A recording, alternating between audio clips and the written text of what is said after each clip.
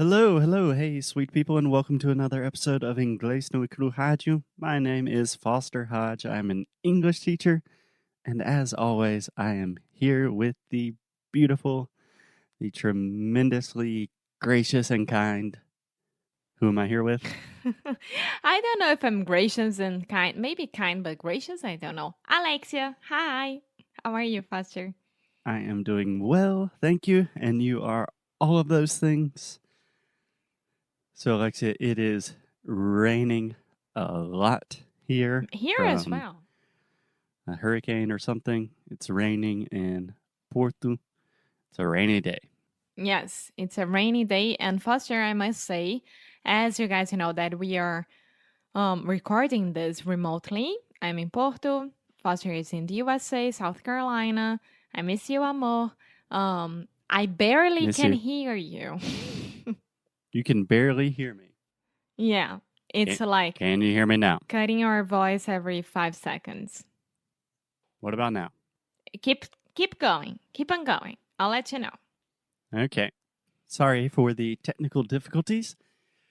So, for the last 4 or 5 episodes on the show, we have been talking about technology, about our phones, about productivity, attention, distraction, all of these things that are incredibly relevant to our lives in the 21st century, even more so during a global pandemic. This conversation started with a question from one of our students, Bruno. Hey, Bruno. He was asking about using his phone as a study resource or a study tool. And we continued this conversation talking about a new documentary on Netflix called The Social Dilemma. And if you didn't listen the last episodes, go back and go ahead and listen from the beginning. Yes. Start with the episode where we answer Bruno's question and then go from there. Can I ask you one thing before we start the really deep stuff? When two people say the same thing at the same time, how do you say it? Jinx. Do you know how it is in Portuguese? At least I in knew it. I Brazil. can't remember. Whoa! Can you hear the rain, amor? Wow! It's called mandrake. Ah, I knew that. Mandrake. Sim. Yeah, there was a famous HBO series from the 90s from Brazil that I watched when I was first learning Portuguese called Mandrake. Mandrake, exactly. Cool. Yeah, in English we say jinx. Jinx. Okay. Yeah, and when we were little kids, we said jinx. 1, 2, 3, you owe me a Coke. I don't know how Coca-Cola kind of intervened in that situation, but whatever. Yeah. Okay, so we have been talking principally about the individual effects of technology use, like how our phones and all of these things are making us more distracted. They are not helping our attention, kind of just making us dumber humans in general. But today, we're going to talk about the big picture. This is something that they really explain well in the documentary The Social Dilemma. So, we are going to talk about the global effects of this huge worldwide experiment that we are doing to humanity right now. Does that sound good? Yeah. Okay. So, Alexia, where would you like to begin? I think it would be helpful for you to give some of your first impressions about the worldwide effects that you learned about in the documentary. Because, as you know, I've been talking about and thinking about these things for a long time, so I can kind of get very complicated very quickly. So I think it's better if you start with the basics. I mean, I think that personally, nowadays, with everything that is happening in the world, everyone knows about everything. And those people, including me, we have our on truth, right? So I think that the most crazy thing for me is that nowadays we can't talk about some subjects with our families, with our friends to avoid a big discussion. or to avoid a big argument. Sorry. Precisely. Yes. Just to clarify, in English, a discussion is Discussão almost just like a saudável. conversation. Yeah. And then an argument é uma discussão. Yeah. So for me, I think that the lack of communication about everything, it is what is worse about the world. Yeah. Okay, I definitely agree with you. I think I would make just a small clarification to that argument. I think the lack of communication is more of a symptom, and the idea of objective truth is more the root problem, if that makes sense. Mm, yeah, I mean, we come from two different cultural backgrounds, right? You grew up in the United States, I grew up in Brazil. You grew up in a small city, I grew up in a big city, right? But we had more or less the same resources to study and to talk about stuff. We had books, we had our teachers, and we had our families. We didn't have computers, we didn't have Google, we didn't have anything. So, Mm-hmm. from the beginning of our lives to I would say 15 years old, more or less, we had those people, actual people, talking about stuff that they knew because of newspapers, because of the news on the TV, and because of they studied. Because of what they studied. Yeah. Nowadays, all of us and our parents and our teachers and everyone, we have different resources that comes from the same thing, which is Google. Yes. Okay, that's a great point. Let's explore this point more deeply. I'm feeling so smart right now talking about this because it's very hard. You're doing an excellent job. Okay, so I agree with you. In the past, we did have a more objective sense of truth and facts and reality. This is not a totally new thing. Like if you imagine the differences in our cultural backgrounds. Like in school, we did not learn about Latin America or Brazil. That was not a thing. So there are differences in our world views, right? Mhm. Yeah, starting with the continents. This is crazy for me. Yeah, Alexia gets very preoccupied with the fact that we consider continents differently Yeah. in the US and in Brazil.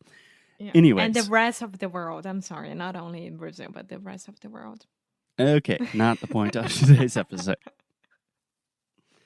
So these things have always existed, but imagine putting them on steroids and then just immediately communicating it to the entire world. It makes it very, very crazy. And Alexia, you said something incredibly important, that nowadays we all have our own specific resources, our own places where we receive information. Hey, buddy.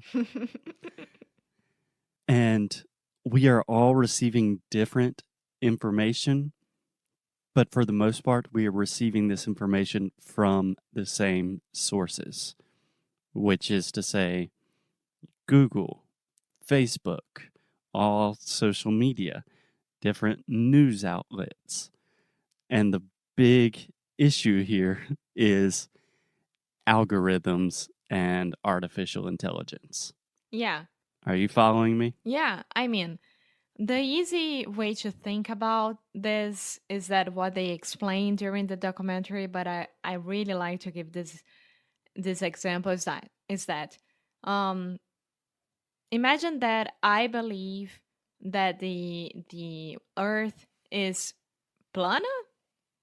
Plane? The earth is flat. Flat. Imagine that the earth is flat, and I, of course, typed this on Google and made my researches about it, found some groups that also have people who believe that. Okay. And you, Foster, you don't believe that. You believe that the earth is round, of course. And that is correct, yes. Yeah. So if I type on my phone or on my computer on Google, sitting next to you, the phrase, the world is, the earth is, it's going to appear for me flat. And for you, it's going to appear round because they already know what we believe. And Google will show the resources and the websites and everything related to what we believe. Exactly. They even give this example in The Social Dilemma, the documentary. They talk about a famous basketball player from the United States, That was Kyrie crazy. Irving. Yeah, Kyrie Irving, he's one of the best basketball players alive today. He is a beautiful basketball player. And maybe 3 or 4 years ago, he was very, very determined about the fact that the earth is flat. He believes the earth is flat. And even a lot of other basketball players were like, yeah, I guess it is. Kyrie said it is. And then a few months after that, he and like all of his media team had to say, no, the earth is not flat. Like, he had to say, I was tricked. I got on YouTube and I started seeing all these things. And sorry. Yeah. Yeah, this brings up a really, really important point. So if you think about pretty much everything you do on the internet, now we are talking about the attention economy. So if you think about Facebook, if you think about YouTube, Google, whatever, how do they make money? They make money from keeping you on the service for as long as possible so they can show you ads, they can collect more of your data to show you better ads and sell more expensive advertisements to advertisers. So they do not have any incentive to say, hey, the world is round, all of the flat stuff, do not watch that. They want to keep you on YouTube, Facebook, Google, whatever, for as long as possible. Yeah, exactly. And it doesn't matter if they are telling the truth or not. That's the main point. And this you can take as an example for every single thing about, I don't know, politics, about the global warming, about anything. Anything. So that's Yeah, why nowadays everything's so polarizado, polarized. And when you talk to someone that disagrees with you, they will say like, "Oh, I read this article on Google because it says this and that," and they will give you good arguments about that because this stuff exists and Google is showing this to this person. And Exactly. yeah, and I mean, they are creating mini cults about everything. You say mini cults? Uh-huh. Yeah, essentially. Yeah, in English, we call these echo chambers, where you kind of fall in these places on the internet and everyone's telling you things you already believe and you're just hearing the same information again and again. Yeah. Yeah. So I think most people, when we talk about the attention economy and like people receiving different information, I think a lot of people immediately think about fake news, like the most extreme case. Like, oh, my crazy uncle is reading fake news on Facebook and now he's crazy. Yeah. But I think, that exists. Fake news is a real and big problem. But I think the bigger problem is just kind of real news, but receiving news that constantly confirms what you already believe. So, for example, if I am on Facebook and I am reading news about immigration, I do a lot of research on the internet about immigration because it's something I care about. It's something that personally I want to live in different countries. The internet knows very well that I am very pro immigration. So when I read about immigration, almost everything is talking about, hey, Donald Trump did this bad thing to immigrants, or hey, these are the good reasons why immigration is good. But if, let's say, one of my parents is looking at the news, automatically their feed, the algorithms are giving them information about why immigration is bad or Yeah. negative stories about them. This could all be real information, but it's just confirming our previous beliefs, and it's making us more polarized. It's making it more difficult to communicate. It's making everything worse. Yeah. And how do we fight that? I mean, because Generation Z is already here and it's already using the streaming services and everywhere to talk more and more about what they believe, right? And our generation is becoming an older generation and will be more and more addicted to Google and everything. And the new generation will have to fight that a lot because we won't be able to change that. Yeah. And honestly, that is a huge question. How do we fight that? I don't know if we are the specialists to answer that question. They do talk about it a good bit in The Social Dilemma, but I say let's leave that one for another day. And for now, just recognize, okay, all of these people that you are disagreeing with, the fights that you are having with your family about politics or cultural issues, a lot of these things, it's not your fault. It's not the fault of the other person, but we are actually in a system that promotes that kind of thinking, that kind of behavior. Yeah. And remember that you don't own the truth. I don't own the truth. And yeah, Own. neither your parents or your family.